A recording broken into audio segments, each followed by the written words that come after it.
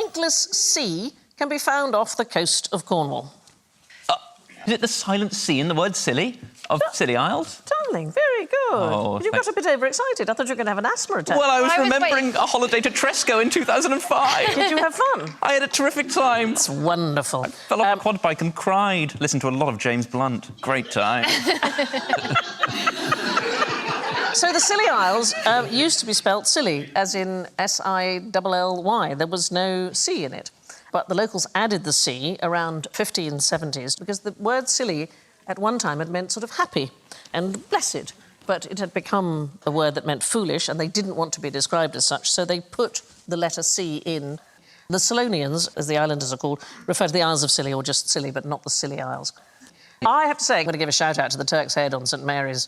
It's literally the best pub I've ever been to in my whole life, as far as I can remember. But what were you doing in the Scilly? I was making a documentary. I recommend it. It's worth the trip. I love this. Have you been, darling, to the Scilly Isles? No. Stunning. Absolutely stunning. Or as they say, scunning. Stunning, yeah. According to legend, King Arthur fought his last battle and was buried between Cornwall and the Isles of Scilly in the mythical kingdom of Lyonesse. It looks like him being taken from the Turk's Head, doesn't it? I've had a marvellous time. I will finish my documentary tomorrow. The story goes that there used to be land connecting Cornwall and the Isles of Scilly, and then it was swallowed up by the ocean in a single night about 1,000 years ago.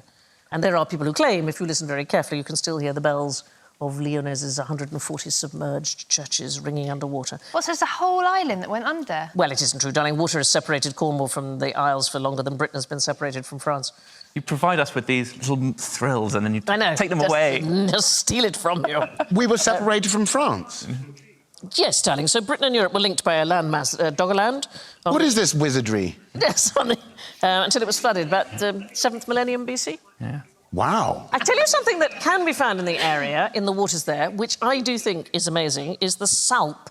S-A-L-P. Anybody heard of salp?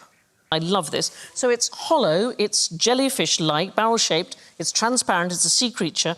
So it's a group of animals known as a sea squirt. But basically, it's the size of about the palm of your hand. It occurs worldwide, but in Britain it's mostly found in the water around Scillies and Cornwall and so on. Basically, it's a tube with an opening at either end, and it moves by jet propulsion. So it pumps water through itself by contracting bands of muscle that ring the body. When they swim together, it's a bit like synchronised swimming, because each member of the chain continues to function as a separate individual, but they swim with their own rhythm, but at a really steady pace together. We've got some film showing them doing this. It is... Do you not think that is miraculous? Oh, it's like a murmuration. Yes, isn't it? I've used condoms. You see... They're often described as jellyfish, these salps, but the truth is that salps and humans are actually more closely related to each other than either is to a jellyfish, because the salp larvae have spinal cords. I'll bear that in mind. Next time someone's having a go at me for getting off with a salp, Yes, I'll say, OK. well, I'm more like this than that. That's like a jellyfish. Than a actually, thank you very jellyfish, much. It's not the same as getting off with a jellyfish. Yeah. Look at the spinal cord. Yeah. it's only the young salp that have spinal cords, the adults never. Oh, great. You're going to get double bad luck for that one. God. There's no way to view new species. I wonder what they'd be like as a sexual partner. Imagine if you had a hollow pet and then you could keep things in it. Is this your next dog, Alan? I'm thinking of getting a salp. Half husky, half salp. Thank you for watching. Do remember to subscribe to the QI channel and click here to watch more videos.